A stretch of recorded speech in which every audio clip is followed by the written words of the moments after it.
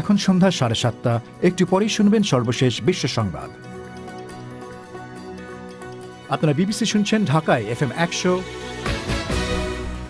সিলেটে 88.8,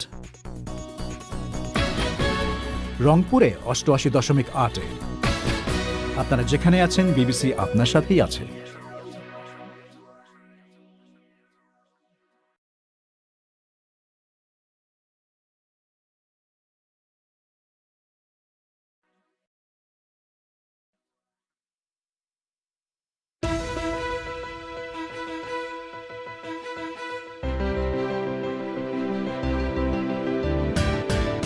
president Trump ইরানের পরমাণু স্থাপনায় হামলা চালানোর কথা বিবেচনা করছিলেন।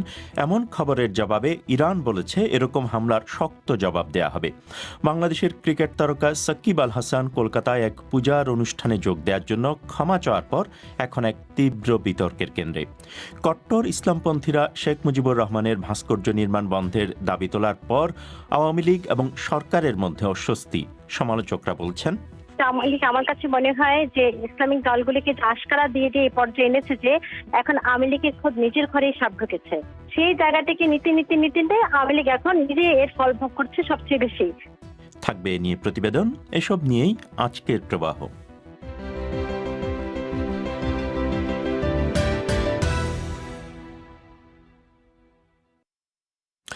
এই অনুষ্ঠান রেডিওতে আপনারা শুনছেন শর্টওয়েভ এবং FM প্রচার তরঙ্গে, একই সঙ্গে আমাদের ওয়েবসাইট bbcbangla.com-এ। আজকের সান্ধ্য আয়োজন প্রবাহে আপনাদের স্বাগত জানাচ্ছি আমি মোয়াজ্জেম হোসেন। শুরুতেই আজকের প্রধান খবর। যুক্তরাষ্ট্রের প্রেসিডেন্ট ট্রাম্প ইরানের পরমাণু স্থাপনায় হামলা চালানোর কথা বিবেচনা করছিলেন। এরকম এক খবর প্রকাশ পাওয়ার পর ইরান বলেছে এরকম হামলা যদি করা হয় তার শক্ত জবাব দেয়া হবে। নিউ ইয়র্ক টাইমস পত্রিকায় প্রকাশিত এক প্রতিবেদনে বলা হচ্ছে, মিস্টার ট্রাম্প গত সপ্তাহে তার নিরাপত্তা কর্মকর্তাদের সঙ্গে এক বৈঠকে ইরানের পরমাণু স্থাপনায় হামলা চালানোর কী কী উপায় আছে তা জানতে চেয়েছিলেন। তবে বৈঠকে উপস্থিত কর্মকর্তারা তাকে এরকম হামলা না চালানোর ব্যাপারে বোঝাতে সক্ষম হন বলে এই রিপোর্টে দাবি করা হচ্ছে। বিস্তারিত শুনুন সায়েদা আক্তারের কাছে। নিউ ইয়র্ক টাইমসের খবর অনুযায়ী গত বৃহস্পতিবার হোয়াইট হাউসের ওভাল অফিসে এক সভায় প্রেসিডেন্ট ট্রাম্প ইরানের বিরুদ্ধে হামলার এই প্রসঙ্গটি তুলেছিলেন। সেই বৈঠকে হাজির ছিলেন ভাইস প্রেসিডেন্ট মাইক পেন্স, পররাষ্ট্রমন্ত্রী মাইক পম্পেও এবং যুক্তরাষ্ট্রের সশস্ত্র বাহিনীর জয়েন্ট চিফসের chairman Mark Milley. New York Times বলছে, বৈঠকে প্রেসিডেন্ট ট্রাম্প জানতে চান আগামী কয়েক সপ্তাহের মধ্যে ইরানের প্রধান পরমাণু স্থাপনায় সামরিক হামলা চালানোর কী কী উপায় তার সামনে আছে। বৈঠকে উপস্থিত সিনিয়র কর্মকর্তারা তখন এই বলে প্রেসিডেন্ট ট্রাম্পকে নিরস্ত করার চেষ্টা করেন যে তার শাসনকালের একেবারে শেষ বেলায় এরকম একটি হামলা একটি বৃহত্তর সামরিক সংঘাতের সূচনা করতে পারে।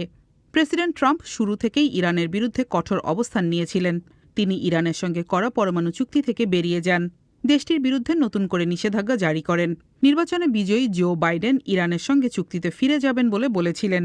প্রেসিডেন্ট ট্রাম্প তার সেই প্রচেষ্টা বানচাল করতেই এরকম একটি সামরিক অভিযানের কথা বিবেচনা করছিলেন কিনা তা পরিষ্কার নয়। সায়েদ আক্তার। বাংলাদেশের সবচেয়ে নামকরা ক্রিকেট তারকা সাকিব আল হাসান ভারতের কলকাতায় এক পুজোর অনুষ্ঠানে যোগ দেওয়ার জন্য ক্ষমা চাওয়ার পর এ নিয়ে এখন তীব্র বিতর্ক চলছে সোশ্যাল মিডিয়ায়। কলকাতায় কালী পূজার অনুষ্ঠানে যোগ দেওয়ার জন্য বাংলাদেশের এক ব্যক্তি রামদা হাতে ফেসবুক লাইভ করে সাকিব আল হাসানকে হত্যার হুমকি দেন।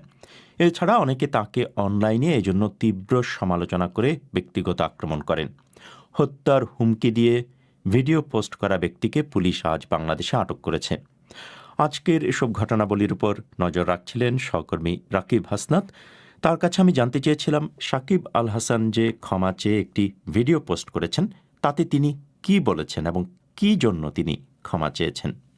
সাকিব আল হাসান কলকাতায় একটি পূজার অনুষ্ঠানে যোগ দিতে গিয়েছিলেন, কিন্তু তিনি কোনো ধরনের ধর্মীয় কোনো বক্তব্য রাখেননি কিংবা কোনো ধর্মের কে নিয়ে কোনো ধরনের কোনো আলোচনায়ও তিনি যাননি। কিন্তু সাকিব আল হাসান তার বক্তব্যে বলেছেন যে তিনি আসলে অন্য কারণে সেখানে গিয়েছিলেন। স্থানীয় আয়োজকদের একজনের সঙ্গে তার পরিচয় ছিল, পরে তার অনুরোধে তিনি সেখানকার একটি অনুষ্ঠানে যোগ দেন এবং সেখানে মঙ্গল প্রদীপ জ্বালিয়েছেন বা এই ধরনের একটি অনুষ্ঠানে তিনি যোগ দিয়েছেন।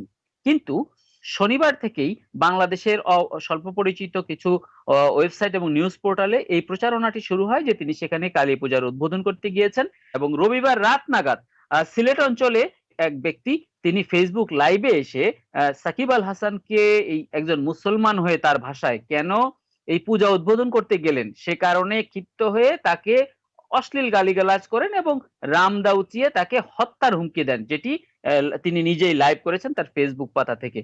যাই হোক, এই ঘটনাটি ভাইরাল হয় এবং ব্যাপক আলোচনা হয়। এর জের ধরে সাকিব আল হাসান এরপর তিনি ইউটিউবে ভিডিও পোস্ট করেন, সেখানে তিনি এই অনাকাঙ্ক্ষিত আচরণের জন্য দুঃখ প্রকাশ করেন এবং এই ধর্মকেন্দ্রিক যে প্রচারণা, অর্থাৎ তিনি স্পষ্ট করেই বলেন তিনি কালী পূজার উদ্বোধন করতে সেখানে যাননি, তিনি অন্য একটি কাজে গিয়েছিলেন, আয়োজকদের অনুরোধে সেখানকার একটি অনুষ্ঠানে যোগ দিয়েছেন মাত্র। কিন্তু তার ভাষায় যে এরপরেও কেউ যদি কষ্ট পেয়ে থাকেন, তিনি একজন গর্বিত মুসলমান নিজেকে মনে করেন, এটি তিনি উল্লেখ করেছেন এবং সে কারণে কেউ যাতে কোনো ধরনের কষ্ট না পান সেজন্য তিনি সবার কাছে ক্ষমা প্রার্থনা করেন।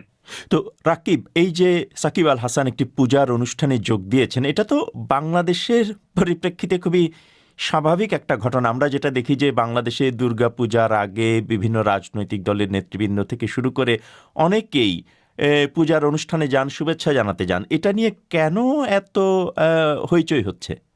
আপনি ঠিকই বলেছেন, বাংলাদেশে যে কোনো পূজাতে, বিশেষ করে দুর্গা পূজা বা কালী পূজা, এই ধরনের পূজাগুলোতে বড় বড় রাজনৈতিক দলগুলোর, আওয়ামী লীগ এবং বিএনপি সহ অন্য রাজনৈতিক দলের নেতারা তারা পূজা মণ্ডপে যান, শুভেচ্ছা বিনিময় করেন। এটি একটি প্রচলিত রীতি এবং বাংলাদেশের সংস্কৃতিরই একটি অংশ আসলে। এবং এমনি সাধারণ মানুষও এই পূজা কেন্দ্রিক অনেক অনুষ্ঠানে যোগ দিয়ে থাকেন, প্রতিবেশী বা হিন্দু সম্প্রদায়ের পরিচিত জনদের শুভেচ্ছা জানিয়ে থাকেন। কিন্তু এখানে শনিবার থেকে যে প্রচারণাটা হচ্ছে সেটি হলো সাকিব আল হাসান একজন মুসলমান হয়ে কেন তিনি এই পূজা মণ্ডপে গেলেন। এইটিকেই নানানভাবে ধর্মকে, অর্থাৎ ইসলাম ধর্ম, মুসলমান, এই ইস্যুগুলোকে নিয়ে একটি বড় ধরনের মানে কি বলে যে বিতর্ক তৈরি করার চেষ্টা করা হয়েছে এবং এই গত দুদিনে, অর্থাৎ শুক্রবারের পর থেকে। এবং সে কারণেই অনেকে মনে করছেন যে সাকিব আল হাসান হয়তো নিজেকে নিরাপদ রাখার জন্য, অথবা তিনি হয়তো কোনো কারণে বিচলিত হয়েছেন, কারণ বাংলাদেশে গত কয়েক বছরে এই ধর্মকেন্দ্রিক এই ধরনের অপপ্রচার বলি বা প্রচারণার জের ধরে গণপিটুনি থেকে শুরু করে খুনের ঘটনা পর্যন্ত ঘটেছে। সেখানে একজন ব্যক্তি প্রকাশ্যে রামদা নিয়ে ফেসবুক লাইভ করে তাকে হত্যার হুমকি দিচ্ছে, হয়তো তিনি এই ঘটনা কিছুটা বিচলিতও হয়েছেন, এটিও অনেকে মনে করছেন। আবার অনেকে মনে করছেন না, বাংলাদেশে এখন ধর্মকেন্দ্রিক যে ভয়ের সংস্কৃতি তৈরি হয়েছে, এখানে এখন ধর্ম নিয়ে কথা বলাটা অনেকে বিপজ্জনক বলে মনে করেন। সেই বাস্তবতা থেকে হয়তো সাকিব নিজেকে নিরাপদে রাখতে এই ক্ষমা চাওয়ার পন্থাই বেছে নিয়েছেন। তো তিনি যে এই কাজটি করলেন, এটা নিয়ে তার ভক্তদের দিক থেকে কিরকম প্রতিক্রিয়া দেখা যাচ্ছে? স্পষ্টতই দু ধরনের প্রতিক্রিয়া হয়। সেটি হলো, অনেকেই বলছেন যে ঠিক আছে, সাকিব আল হাসান ক্ষমা চেয়েছে, এখন বিষয়টি শেষ হয়ে গেল। কিন্তু আরো একটি পক্ষ তারাও তার ভক্ত কিংবা তার প্রশংসাই করছেন, করে এটিও বলছেন যে সাকিব আল হাসান এই ধরনের হুমকির প্রেক্ষাপটে ক্ষমা চেয়ে মূলত ধর্মীয় যে উস্কানি বলি, উগ্রতা বলি, সেটিকে আর একটু উস্কে দেওয়ার একটু সুযোগ তৈরি করে দিলেন কিনা। এবং অনেকে এমন প্রশ্ন তুলছেন যে ধর্মীয় যে অন্ধকার গোষ্ঠীগুলি, তাদের ভাষায় যারা এগুলো নিয়ে সবসময় একটি এরকম পরিস্থিতি তৈরি করার চেষ্টা করেন, ফেসবুকে অনেকেই লিখেছেন যে সাকিব আল হাসানের এই ক্ষমা তাদের জন্য কোনো সুবিধা দিল কিনা। আবার কেউ কেউ বলেছেন যে সাকিব আল হাসান যে ধরনের ব্যক্তিত্ব, তাতে তিনি সাম্প্রদায়িক সম্প্রীতির বিষয়টিকে বিবেচনায় নিয়ে তার ব্যক্তিত্বের সঙ্গে যায় এমন ভাবেই তিনি কথাগুলো উপস্থাপন করতে পারতেন। কিন্তু কোনো ব্যক্তি বিশেষের কথা বা হুমকিতে তিনি এইভাবে ক্ষমা চাওয়াটা অনেকের কাছে গ্রহণযোগ্য হয়নি। আবার কেউ কেউ বলছেন যে না, বাংলাদেশের ধর্ম নিয়ে কথা বলাটা এখন খুবই বিপজ্জনক একটি কাজ বলে অনেকে মনে করেন। সে কারণে নিজেকে নিরাপদ রাখতেই সাকিব আল হাসান আগ বাড়িয়ে ক্ষমা চেয়ে নিয়েছেন, যাতে করে এই ঝামেলাটা আর বেশি দূর না গড়ায়, এটিও তার ভক্তদের অনেকে মনে করছেন। বলছিলেন ঢাকা থেকে বিবিসির রাকিব হাসনাত। বাংলাদেশের প্রতিষ্ঠাতা রাষ্ট্রপতি শেখ মুজিবুর রহমানের একটি ভাস্কর্য নির্মাণ বন্ধের জন্য ইসলামপন্থী কয়েকটি দল যে দাবি তুলেছে, তা ক্ষমতাসীন আওয়ামী লীগ এবং সরকারের মধ্যে ব্যাপক অস্বস্তি তৈরি করেছে বলে স্বীকার করছে দলের ঘনিষ্ঠ সূত্রগুলো। আওয়ামী লীগের সাধারণ সম্পাদক এবং মন্ত্রী ওবায়দুল কাদের আজ বলেছেন, সরকার এই বিষয়টি পর্যবেক্ষণ করছে। বিশ্লেষকদের অনেকে বলছেন, ধর্মভিত্তিক বিভিন্ন দল বা সংগঠনের সঙ্গে আওয়ামী লীগ সমঝোতার রাজনীতির যে কৌশল নিয়েছিল, দলটিকে এখন তারই মূল্য দিতে হচ্ছে। ঢাকা থেকে আরও জানাচ্ছেন কাদির কল্লোল। ঢাকার দক্ষিণে ধোলাইপাড় মোড়ে শেখ মুজিবুর রহমানের একটি ভাস্কর্য নির্মাণের সিদ্ধান্ত নিয়েছে সরকার, কিন্তু এর বিরুদ্ধে ইসলামপন্থী কয়েকটি দল কয়েকদিন আগে ওই এলাকায় সমাবেশ করেছে। এই দলগুলো শেখ মুজিবের ভাস্কর্যকে মূর্তি আখ্যা দিয়ে এর নির্মাণ বন্ধ না করা হলে আরও কর্মসূচি দেওয়ার হুমকি দিয়েছে। এমন প্রেক্ষাপটে যদিও আওয়ামী লীগের সমমনা কিছু সংগঠন বিভিন্ন জায়গায় প্রতিবাদ করেছে, আওয়ামী লীগের দু একজন নেতা নিজেদের মতো করে বক্তব্য তুলে ধরেছেন, কিন্তু সরকার বা আওয়ামী লীগের পক্ষ থেকে কোনো বক্তব্য দেওয়া হয়নি। আজ সাংবাদিকদের প্রশ্নের মুখেও দলটির সাধারণ সম্পাদক এবং মন্ত্রী ওবায়দুল কাদের বক্তব্য দেওয়ার ক্ষেত্রে বেশ সতর্ক ছিলেন। তিনি শুধু এটুকুই বলেছেন, বিষয়টা সরকার পর্যবেক্ষণ করছে। দলটির ঘনিষ্ঠদের অনেকেই মনে করেন, শেখ মুজিবের ভাস্কর্য নির্মাণের ক্ষেত্রে আঘাত আসার পরও আওয়ামী লীগ যে সতর্ক অবস্থান নিয়েছে সেটা অনেক প্রশ্নের জন্ম দিচ্ছে। ঢাকা বিশ্ববিদ্যালয়ের অধ্যাপক জিনাত হুদা বলেছেন, সরকার বা আওয়ামী লীগের পক্ষ থেকে বক্তব্য তুলে ধরা হবে সেটা তারা আশা করেন। বঙ্গবন্ধু কিন্তু প্রবল বিক্ষুব্ধ স্রোতের বিরুদ্ধে দাঁড়িয়েই ধর্মনিরপেক্ষতার বিষয়টিকে এনেছিলেন, স্বাধীন সার্বভৌম বাংলাদেশের বিষয়টিকে এনেছিলেন। এখন আজকে যদি আমরা যারা অগ্রসর মানবতার কথা বলি, নারী ক্ষমতার কথা বলি, তারা যদি পিছিয়ে যান, সেটি নিশ্চয়ই আমাদের জন্য আমাদেরকে নানা প্রশ্নের জন্ম দেয় বলেই আমি মনে করি। বিশ্লেষকদের অনেকে আবার পরিস্থিতিটাকে আওয়ামী লীগের জন্য অস্বস্তিকর বা বিব্রতকর বলে মনে করছেন। তারা বলেছেন, হেফাজতে ইসলামের সাথে আওয়ামী লীগের সখ্যতা এবং ধর্মভিত্তিক দল বা বিভিন্ন সংগঠনের সাথে সমঝোতা করে চলা, এই সুযোগ নিয়ে তারা এখন আওয়ামী লীগেরই স্পর্শকাতর জায়গায় হাত দিচ্ছে। ঢাকা বিশ্ববিদ্যালয়ের শিক্ষক জুবাইদা নাসরিন বলেছেন, পরিস্থিতির দায় আওয়ামী লীগের উপরই বর্তায়। আমার কাছে মনে হয় যে ইসলামিক দলগুলিকে আশকারা দিয়ে এই পর্যায়ে এনেছে যে এখন আওয়ামী লীগের খোদ নিজের ঘরেই সাপ ঢুকেছে। আওয়ামী লীগ এতদিন যে কারণে আশকারা দিয়েছে সেটি হলো ভোট এবং যে ধর্মকে ব্যবহার করার মধ্যে দিয়ে নীতিতে শক্ত অবস্থান করে রাখা রাজনীতিতে, সেই জায়গাটিকে নীতিতে আওয়ামী লীগ এখন নিজে এর ফল ভোগ করছে সবচেয়ে বেশি। কারণ আওয়ামী লীগের এখন অবস্থা হয়ে গেছে যে এখন না পারছে এটাকে হজম করতে, না পারছে বমি করে ফেলতে। বিশ্লেষকরা এটাও বলেছেন, বাংলাদেশে ভাস্কর্যের বিরোধিতা করা নতুন বিষয় নয়। ৩ বছর আগেও ২০১৭ সালে সুপ্রিম কোর্ট চত্বরে গ্রিক দেবীর আদলে যে ভাস্কর্য নির্মাণ করা হয়েছিল, হেফাজতে ইসলাম সহ বিভিন্ন সংগঠনের বিরোধিতার মুখে সেই ভাস্কর্য সেখান থেকে সরিয়ে নেওয়া হয়েছিল। ইসলামপন্থী যে দলগুলো ভাস্কর্যের বিরোধিতা করছে তার মধ্যে অন্যতম ইসলামী আন্দোলন বাংলাদেশের আমির সৈয়দ রেজাউল করিম বলেছেন, আওয়ামী লীগ ইসলামী শরিয়ার বিরুদ্ধে কিছু করবে না বলে যে প্রতিশ্রুতি দিয়েছিল সেটাই তারা এখন মনে করিয়ে দিয়েছেন। যেহেতু ইসলাম শরিয়াত এটাকে সমর্থন করে না, সেই হিসেবেই আমরা এটাকে প্রতিবাদ করছি।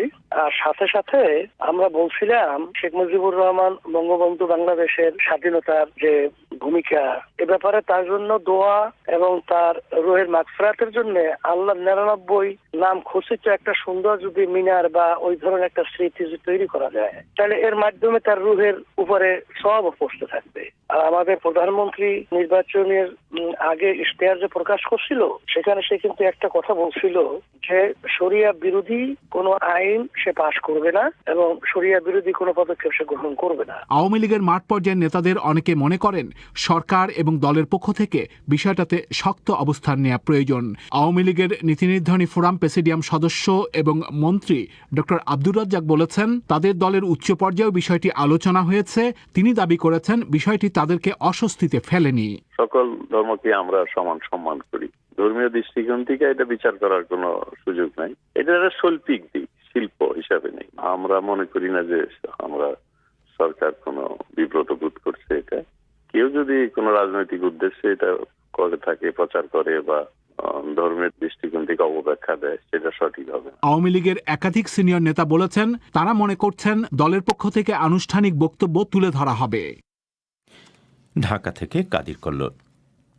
লাদাখ সীমান্তে ভারত এবং চীনের সেনাবাহিনীর মধ্যে অব্যাহত সামরিক উত্তেজনার মধ্যেই ভারতের প্রধানমন্ত্রী নরেন্দ্র মোদী এবং চীনা প্রেসিডেন্ট শি জিনপিং আজ একই প্ল্যাটফর্মে মিলিত হয়েছেন।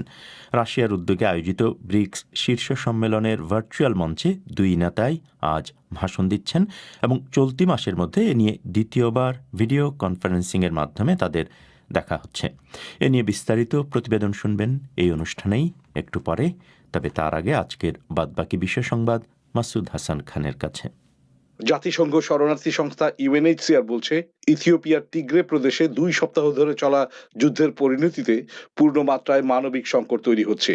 সংস্থার একজন মুখপাত্র বলছেন, সহিংসতা থেকে বাঁচতে প্রতিদিন গড়ে 4,000 মানুষ প্রতিবেশী সুদানে পালিয়ে যাচ্ছে। তিনি বলেন, নিরাপত্তা পরিস্থিতি অনুকূলে থাকলে ত্রাণ দেওয়ার জন্য ইউএনএইচসিআর প্রস্তুত। থাইল্যান্ডের পার্লামেন্টে সংবিধান সংশোধন নিয়ে বিতর্ক চলার সময় বাইরে দুই পক্ষের সমর্থকদের মধ্যে সংঘর্ষ হয়েছে। রাজতন্ত্র এবং সেনা সমর্থিত সরকারের সংস্কারের দাবিতে বিক্ষোভে পুলিশ কাঁদানে গ্যাস এবং জল কামান ব্যবহার করে। পরপরই রাজতন্ত্র বিরোধী এবং রাজতন্ত্র সমর্থকদের মধ্যে সংঘর্ষ শুরু হয়ে যায়। সংস্কারের দাবিতে কয়েক মাস ধরে চলা আন্দোলনের পটভূমিতে থাই পার্লামেন্টে সংবিধান সংস্কারের একটি প্রস্তাব আনা হয়, যা নিয়ে বিতর্ক চলছে। পাকিস্তানে ফরাসি একটি ব্যঙ্গ সাময়িকীতে ইসলামের নবীর কার্টুন ছাপা নিয়ে তাদের বিক্ষোভ বন্ধ করতে রাজি হয়েছে ইসলামপন্থী একটি দল। তারা বলছে, সরকার তাদের সব দাবি মেনে নিয়েছে। ওই দলের একজন মুখপাত্র বলছেন, ফরাসি পণ্য বর্জন এবং ইসলামাবাদে ফরাসি রাষ্ট্রদূতকে বহিষ্কারের দাবি মানার প্রতিশ্রুতি দিয়েছে সরকার। পাকিস্তানের সরকার অবশ্য এই ধরনের মীমাংসা নিয়ে কোনো কথা বলেনি। সৌদি আরবের শিক্ষামন্ত্রী বলছেন, ছাত্রছাত্রীদের মধ্যে চিন্তার স্বাধীনতা এবং সহিষ্ণুতাকে উৎসাহ দিতে স্কুল পাঠ্যক্রমে পরিবর্তন আনা হচ্ছে। ডক্টর হামাদ বিন মোহাম্মদ আল শেখ বলছেন, নতুন শিক্ষাক্রমের ফলে পরিবেশ, স্থান, কাল ভেদে শিক্ষার্থীরা তাদের করণীয় ঠিক করার ক্ষেত্রে আরও দক্ষতা দেখাতে পারবে। যুবরাজ মোহাম্মদ বিন সালমানের নেতৃত্বে গত কয়েক বছর ধরে সৌদি সমাজে রক্ষণশীলতার প্রভাব কমাতে নানান রকম সংস্কার চলছে। জার্মানির পুলিশ বার্লিনে এক বিরাট অভিযান চালিয়ে একটি জাদুঘর থেকে অমূল্য কিছু সম্পদ চুরির ঘটনায় জড়িত 3 সন্দেহভাজনকে গ্রেপ্তার করেছে। এই অভিযানে অংশ নেয় 1,600-এর বেশি পুলিশ এবং তারা একই সঙ্গে 18টি স্থানে অভিযান চালায়। গত বছর ড্রেসডেনের এক জাদুঘর থেকে চুরি যাওয়া সম্পদ উদ্ধারের চেষ্টা করছে পুলিশ। ইউরোপের অতীতের গন্ধ সৃষ্টি এবং তা সংরক্ষণের এক প্রকল্প আজ শুরু হয়েছে। লোকজন যাতে এই গন্ধ শুঁকে অতীতে ফিরে যেতে পারেন, সেটাই এই প্রকল্পের লক্ষ্য। ইউরোপে 16 শতক থেকে 20 শতক পর্যন্ত নানা রকমের গন্ধ বিভিন্ন সাহিত্যের বর্ণনা থেকে খুঁজে বের করা হবে। এরপর জার্মানি ও ইংল্যান্ডের ল্যাবরেটরিতে কৃত্রিমভাবে এসব গন্ধ তৈরি করা হবে। এরকম কিছু গন্ধের মধ্যে থাকবে ফরাসি সাম্রাজ্ঞী মারি আন্তোয়ানেতের সুগন্ধি এবং শিল্প বিপ্লবের সময় কারখানার বাতাসের ধাতব গন্ধ। লাদাখ সীমান্তে ভারত এবং চীনের সেনাবাহিনীর মধ্যে অব্যাহত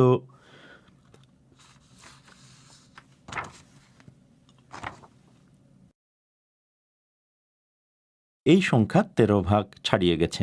আশঙ্কা করা হচ্ছে যে বাংলাদেশে করোনা ভাইরাসের দ্বিতীয় ঢেউ শুরু হতে যাচ্ছে। বিশেষজ্ঞরা বলছেন, দ্বিতীয় ঢেউ সামাল দিতে হলে টেস্টের সংখ্যা ব্যাপক হারে বাড়াতে হবে, কমাতে হবে টেস্ট করাতে যাওয়া রোগীদের ভোগান্তিও। এ নিয়ে শুনুন মুন্নি আক্তারের প্রতিবেদন। রাজধানীর ঢাকার খিলগাঁও এলাকার বাসিন্দা রায়হান উদ্দিন রাসেল সম্প্রতি 2 দিন জ্বরে ভোগার পর চিকিৎসকের পরামর্শে স্বাস্থ্য অধিদপ্তরে নমুনা টেস্ট করার জন্য পাঠান তিনি। মিস্টার উদ্দিন জানান, 72 ঘণ্টার মধ্যে ফলাফল দেওয়ার নিয়ম থাকলেও সেটি না পেয়ে হটলাইনে ফোন করে স্বাস্থ্য অধিদপ্তরের ওয়েবসাইটে গিয়ে সেখানে নিজে পজিটিভ হওয়ার কথা জানতে পারেন তিনি, যা ভোগান্তিকর ছিল বলে অভিযোগ করেন রায়হান উদ্দিন রাসেল। হেল্পলাইনে আমি আগে ফোন করেছিলাম একদিন যে আমার রেজাল্ট 72 ঘন্টার ভিতর রেজাল্ট চলে আসার কথা, কিন্তু 72 ঘন্টা পার হয়ে যাওয়ার পর রেজাল্ট না আসাতে আমাকে একটা ওয়েবসাইট অ্যাড্রেস দিয়েছিল এবং বলেছিল যে রেজাল্ট আপলোড করার পর আপনার মোবাইলে একটা SMS যাবে, কিন্তু আমি এই ধরনের কোনো SMS পাইনি। গতকাল রাতে 12টার পরে কৌতূহলবশত আমি মোবাইল নাম্বারটা টাইপ করে ইন্টার চাপাতে আমার রেজাল্টটা পজিটিভ শো করে। আমাদের দেশে করোনা সাসপেক্ট হয়েছে মোটামুটি 9 মাস হয়ে গেছে। এই 9 মাসের মধ্যে কর্তৃপক্ষ কি এমন কোনো ব্যবস্থা গ্রহণ করতে পারেনি যাতে করোনা পজিটিভ রোগীরা অন্তত সরাসরি জানতে পারবে যে হ্যাঁ আপনি করোনা পজিটিভ, আপনাকে আইসোলেশনে যেতে হবে বা হসপিটালে যেতে হবে। স্বাস্থ্য অধিদপ্তরের দেয়া তথ্য অনুযায়ী চলতি মাসে দৈনিক টেস্টের সংখ্যা তুলনামূলক বিশ্লেষণ করলে দেখা যায় যে প্রতিদিন গড়ে 15,000-এর বেশি টেস্ট করানো হয়নি। বিশেষজ্ঞরা বলছেন, দ্বিতীয় ঢেউ সামাল দিতে হলে টেস্ট বাড়ানোর কোনো বিকল্প নেই, আর এক্ষেত্রে PCR টেস্টের পাশাপাশি র্যাপিড টেস্টিং চালু করা জরুরি। তারা বলছেন, র্যাপিড টেস্টের মাধ্যমে একদিকে যেমন স্বল্প সময়ে ফলাফল দেয়া যায়, ঠিক তেমনি এই ফলাফলের ভিত্তিতে কন্ট্যাক্ট ট্রেসিংটাও দ্রুত এবং ফলপ্রসূভাবে করা সম্ভব হয়। সেই সাথে টেস্ট করতে আসা রোগীদের ভোগান্তিও কমাতে হবে। এসব পদক্ষেপ একসাথে নিয়ে গেলে দ্বিতীয় ঢেউ সামাল দেওয়া সম্ভব হবে বলে মনে করেন জনস্বাস্থ্য বিশেষজ্ঞ ডক্টর বেনজির আহমেদ। টেস্ট প্রচুর বাড়ানো উচিত। We are missing lot of cases. আমরা যদি এই কেসগুলো মিস না করতাম তাহলে হয়তো তারা সংক্রমণটা ঘটানোর সুযোগটা পেত না। আমরা খুবই রিকমেন্ড করছি যে অ্যান্টিজেন বেসড র্যাপিড টেস্ট চালু করার জন্য। একটা হলো এটা দ্রুত রেজাল্ট দেওয়া যাবে, আর পিসিআর যেটা এখন হচ্ছে এখনো 3-4 দিন লেগে যাচ্ছে। তো সেই জন্য র্যাপিড অ্যান্টিজেন টেস্টটা দ্রুত চালু করা উচিত এবং পাশাপাশি ট্রেসিংটা, এই দুটো যদি হয় তাহলে আমাদের সংক্রমণ নিয়ন্ত্রণ আনতে সহায়ক হবে। মিস্টার আহমেদ বলছেন, দ্বিতীয় ঢেউ সামাল দিতে হলে আগেরবার যেসব ত্রুটি ছিল সেগুলো দ্বিতীয়বার করার কোনো সুযোগ থাকবে না। তার মধ্যে রয়েছে কন্ট্যাক্ট ট্রেসিং জোরদার করা, আইসোলেশন এবং কোয়ারেন্টিনের শর্ত সঠিকভাবে মেনে চলা, আর এর জন্য টেস্ট এবং শনাক্ত করাটা জরুরি। বর্তমানে সারা দেশে 116টি ল্যাবে করোনা ভাইরাসের সংক্রমণ শনাক্তের নমুনা পরীক্ষা করা হচ্ছে। সরকার বলছে দ্বিতীয় ঢেউ সামাল দিতে টেস্টের সংখ্যা বাড়ানোর পরিকল্পনা রয়েছে তাদের। এছাড়া অ্যান্টিজেন টেস্ট চালু করার বিষয়েও সরকারের চিন্তা রয়েছে, তবে এগুলো কবে নাগাদ শুরু হবে সে বিষয়ে এখনো সিদ্ধান্ত আসেনি, বলছিলেন আইইডিসিআর এর পরিচালক ডক্টর তাহমিনা শিরিন। সরকার প্রস্তুতি নিচ্ছেন আরো বাড়ানো, কিংবা এর মধ্যে তো 100-র উপরে, এখন 110টার উপরে 12-13টার মতো ল্যাবে অলরেডি পিসিআর মেশিন আছে। তারপরে অ্যান্টিজেন টেস্টিং এর চলে আসবে আশা করা যাচ্ছে।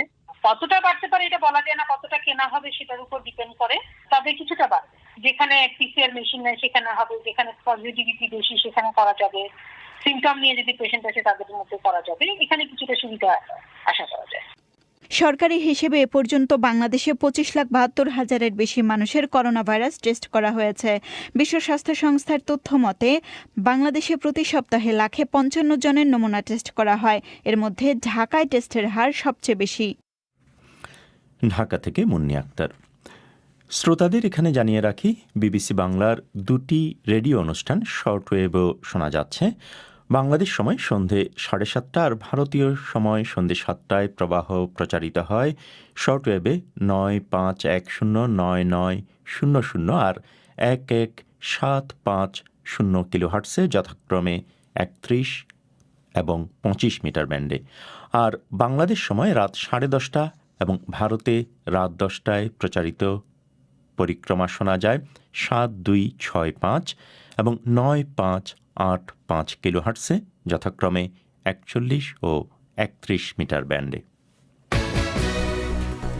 আপনারা বিবিসি বাংলা শুনছেন ঢাকায়, কুমিল্লায়, সিলেটে। আপনারা যেখানে আছেন বিবিসি বাংলা আপনার সাথেই আছে।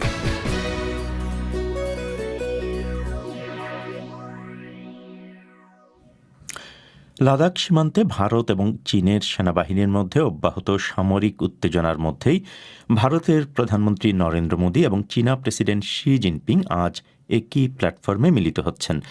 রাশিয়ার উদ্যোগে আয়োজিত ব্রিক্স শীর্ষ সম্মেলনের ভার্চুয়াল মঞ্চে দুই নেতায় আজ ভাষণ দিচ্ছেন এবং চলতি মাসের মধ্যে এ নিয়ে দ্বিতীয়বার ভিডিও কনফারেন্সিংয়ের মাধ্যমে তাদের দেখা হচ্ছে। ভারত এবং চীনের মধ্যে সীমান্ত বিরোধ নিরসনে ব্রিক্সের প্ল্যাটফর্ম খুব একটা ভূমিকা রাখতে পারবে বলে পর্যবেক্ষকরা অবশ্য মনে করছেন না, কিন্তু মিস্টার মোদি এবং মিস্টার শির এই ঘন ঘন সাক্ষাৎকে তারা একটা ইতিবাচক লক্ষণ হিসেবে দেখছেন। এ নিয়ে একটি বিস্তারিত প্রতিবেদন শুনবেন আমাদের রাতের অধিবেশন পরিক্রমায়। এবারে সোশ্যাল মিডিয়ায় আজকের আলোচিত ঘটনাবলীর বিস্তারিত শোনা যাক সহকর্মী রায়হান মাসুদের কাছে। ধন্যবাদ মোয়াজ্জেম। সামাজিক যোগাযোগ মাধ্যমে আলোচিত নানা বিষয় নিয়ে হাজির হয়েছি আমি রায়হান মাসুদ এবং আমার সাথে আছেন আমি আবুল কালাম আজাদ। আজাদ, আজ দিনভর যেসব বিষয় নিয়ে আলোচনা ছিল তার মধ্যে এখনও সাকিব আল হাসান রয়েছেন সবার উপরে। সাকিব আল হাসানকে নিয়ে আজ বিবিসি বাংলার পাতায়ও দুটো স্টোরি আছে। বাংলাদেশের জাতীয় দলের ক্রিকেটার সাকিব আল হাসানকে হত্যার হুমকি দেওয়ার অভিযোগে এক ব্যক্তিকে গ্রেপ্তার করেছে র্যাব। ফেসবুকে রামদা উঁচিয়ে সাকিবকে হত্যার হুমকি ও গালিগালাজ সম্বলিত একটি ভিডিও গতকালই ভাইরাল হয়। এ নিয়ে নানা মন্তব্য এসেছে ফেসবুকে। সাইফুল ইসলাম সাইফ বলছেন, ভুল থেকে শিক্ষা গ্রহণ করা উচিত এবং ক্ষমা মানুষকে মহৎ করে। প্রিন্স পারভেজ আক্তার, মানুষ যখন ক্ষমতার শীর্ষে পৌঁছে তখন তার হিতাহিত জ্ঞান থাকে না। জীবন কৃষ্ণা বলছেন, যে কাজের ভার বহন করতে পারবেন না সেই কাজ করতে যান কেন। মাসুদ রানা খান বলছেন, সাকিব আল হাসান ভুল করেছেন এবং ক্ষমাও চেয়েছেন, তার জন্য ধন্যবাদ জানাই তাকে। তবে একটা কথা মাথায় রাখতে হবে, তিনি একজন নাম্বার 1 অলরাউন্ডার ক্রিকেটার। সুতরাং কোনো সিদ্ধান্ত নেওয়ার আগে আপনাকে অবশ্যই ভালো করে ভাবতে হবে। আরেকটি বিষয় বেশ আলোচিত হয়েছে সামাজিক যোগাযোগ মাধ্যমে। বাংলাদেশের নতুন ফুটবল বিস্ময়ে রাইয়ান আব্দুল্লাহ, মিলেছে খুদে মেসির খেতাব। ট্রায়ালে নিতে চায় ম্যানচেস্টার সিটি। বাংলাদেশের একটি বেসরকারি টেলিভিশনের করা এই প্রতিবেদনে বেশ সাড়া পাওয়া গেছে, বেশ প্রশংসাসূচক মন্তব্যই পাওয়া গেছে। তানভীর শেহজাদ বলছেন, প্রতিভা বিকশিত হয় ছোটবেলায়, কিন্তু বয়স বাড়ার সাথে সাথে প্রতিভাও হারিয়ে যায়। তাই সবসময় লক্ষ্যবস্তু স্থির রেখে আগাতে হবে। শুভকামনা রইল। ইমরান হোসেন রানা বলছেন, তার মতো আরও অনেক প্রতিভাবান ফুটবলার গ্রাম অঞ্চলে ছড়িয়ে ছিটিয়ে আছে। রায়হান রাফায়েল নামে একজন বলছেন যে বাফুফের উচিত পরিচর্যা করা। অদূর ভবিষ্যতে একটা সম্পদ পেতে যাচ্ছে বাংলাদেশ। নিজামুদ্দিন সর্দার বলছেন, একদিন হারিয়ে যাবে এই মেসি, মনে রাখবে না বাংলাদেশ। রাশিয়া বিশ্বকাপের উদ্বোধনী ম্যাচে জুনিয়রদের দলেও খেলা প্লেয়ার আছে, তারা খুবই সুনাম অর্জন করেছিল সেই খেলায়, আজ তারা হারিয়ে যাওয়ার পথে। আর জান্নাতুল মিনাল বলছেন, বাইরের দেশে গেলেই এদের ভবিষ্যৎ ভালো হবে, এদেশে থাকলে টাকা ছাড়া চান্স দিবে না। ওদিকে সিলেটের বিদ্যুৎ কেন্দ্রে আগুন লাগার খবরও কিন্তু আজ সোশ্যাল মিডিয়ায় ছিল আলোচনায়। সিলেটের কুমারগাঁও পাওয়ার গ্রিড কোম্পানির উপকেন্দ্রে অগ্নিকাণ্ডে সকাল 11:02 থেকে সিলেট ছাড়াও মৌলভীবাজার, হবিগঞ্জ ও সুনামগঞ্জের বিস্তীর্ণ এলাকা বিদ্যুৎহীন হয়ে পড়েছে। এ নিয়ে অনেকেই উদ্বেগ প্রকাশ করেছেন ও প্রশ্ন তুলেছেন। শিউলি হক লিখেছেন, দেশে একের পর এক আগুন লাগার কোনো বিচার দ্রুত হয় না বলে এসব ঘটনা বারবার হচ্ছে। জাকারিয়া নুরুল হক বলছেন, বাংলাদেশের ফায়ার সার্ভিসের উচিত আরও উন্নতি করা, আরও প্রশিক্ষণ নেওয়া। বাংলাদেশে আজ আরও একটি বিষয় নিয়ে হয়েছে আলোচনা। গত 2 মাসে সর্বোচ্চ পরিমাণ মানুষ মারা গেছেন আজ করোনা ভাইরাসে আক্রান্ত হয়ে। উদ্বেগ আছে নানা মন্তব্যে। আরিফ হোসেন বলছেন, কে কী করলো, কে কী করবে, এসব না ভেবে নিজের সচেতনতার দিকে লক্ষ্য রাখতে হবে। সচেতনতা থেকেই বলতে পারি আমরা প্রস্তুত দ্বিতীয় ঢেউ মোকাবেলা করার। নোমান মুবারক বলছেন, অথচ মানুষ আছে সাকিব ইস্যু নিয়ে। কোভিড-19 ভাইরাসে আক্রান্ত সংখ্যা যে হু হু করে বাড়ছে, ওদিকে কারো খেয়াল নাই। কিভাবে পরিবারের লোকজনগুলোকে বাঁচাবে ভাইরাস থেকে, সেই চিন্তাও নেই মোটে।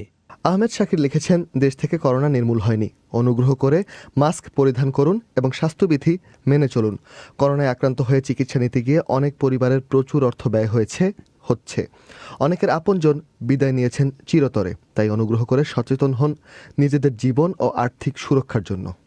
রায়হান, এদিকে আরেকটি খবর আছে, সেটা হচ্ছে যে বাংলাদেশে ভারতীয় হাইকমিশন ফেসবুক পোস্টে জানিয়েছে, মুজিব জন্ম শতবার্ষিকী উপলক্ষে ভারতীয় শিল্পগোষ্ঠী টাটার অঙ্গ প্রতিষ্ঠান টাইটান শেখ মুজিবুর রহমানের প্রতিকৃতি এবং স্বাক্ষর সম্বলিত একটি বিশেষ সংস্করণ হাতঘড়ি উন্মোচিত করেছে। সেখানে উপস্থিত ছিলেন ভারতীয় হাইকমিশনার বিক্রম দোরাইস্বামী এবং বাংলাদেশের সড়ক পরিবহন ও সেতুমন্ত্রী ওবায়দুল কাদের। এটি নিয়েও হয়েছে সোশ্যাল মিডিয়া আলোচনা। সুশান্ত কুমার রায় বলছেন, বিষয়টিকে আমি ভালোভাবেই দেখছি। আমি অত্যন্ত গর্বিত যে জাতির জনকের ছবি ও স্বাক্ষরসহ ঘড়ি উন্মোচিত করায়। আসলে এই ঘড়ি যদি বাজারে বিক্রি হয় এবং দাম সাধ্যমতো হয়।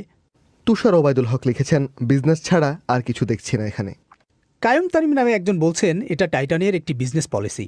বাংলাদেশের অনেক রাজনীতিবিদ দলের কাছে নিজেকে প্রমাণের জন্য ও অন্যকে দেখানোর জন্য এই ঘড়িটি কিনবে, যেটা টাইটানের বিক্রয় বৃদ্ধি করবে। এর বাইরে আপাতত কিছুই দেখছি না। সামাজিক যোগাযোগ মাধ্যমের নানা বিষয় নিয়ে আলোচনা আজ এ পর্যন্তই। ধন্যবাদ সবাইকে।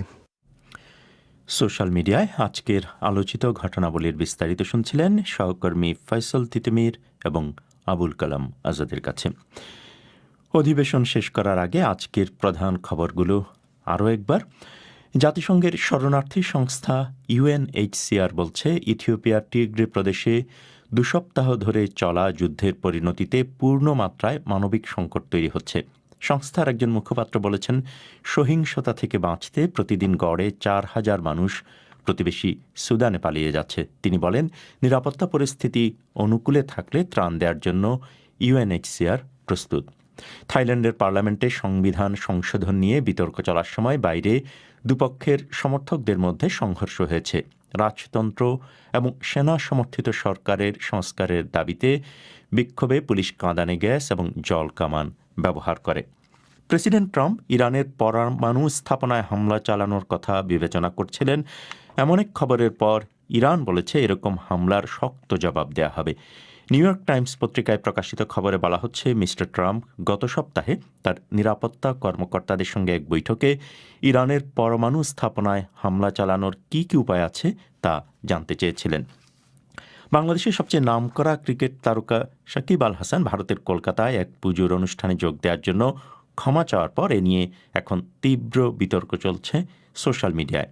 কলকাতায় কালী পূজার অনুষ্ঠানে যোগ দেওয়ার জন্য বাংলাদেশের এক ব্যক্তি রামদা হাতে ফেসবুক লাইভ করে তাকে হত্যার হুমকি দেন। পরে সেই ব্যক্তিকে পুলিশ গ্রেপ্তার করে। বিবিসি থেকে বাংলায় আমাদের পরবর্তী অনুষ্ঠান পরিক্রমা আজ রাতে বাংলাদেশ সময় 10:30 আর ভারতে রাত 10টায় শুনবেন আশা করি। সে পর্যন্ত এখানেই বিদায় চাইছি আমি মোয়াজ্জেম হোসেন।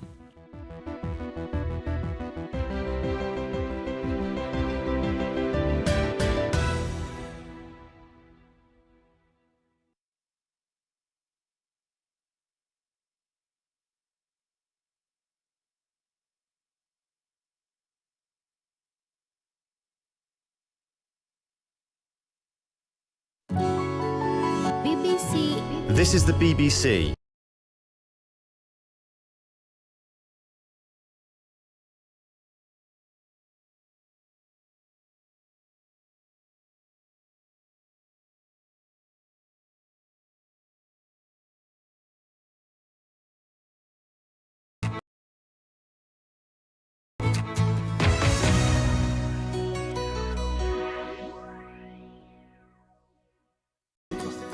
এখন সন্ধ্যা 7:30। একটু পরেই শুনবেন সর্বশেষ বিশ্ব সংবাদ। আপনারা বিবিসি শুনছেন ঢাকায় FM 100, সিলেটে 88.8, রংপুরে 88.8। আপনারা যেখানে আছেন বিবিসি আপনার সাথেই আছে।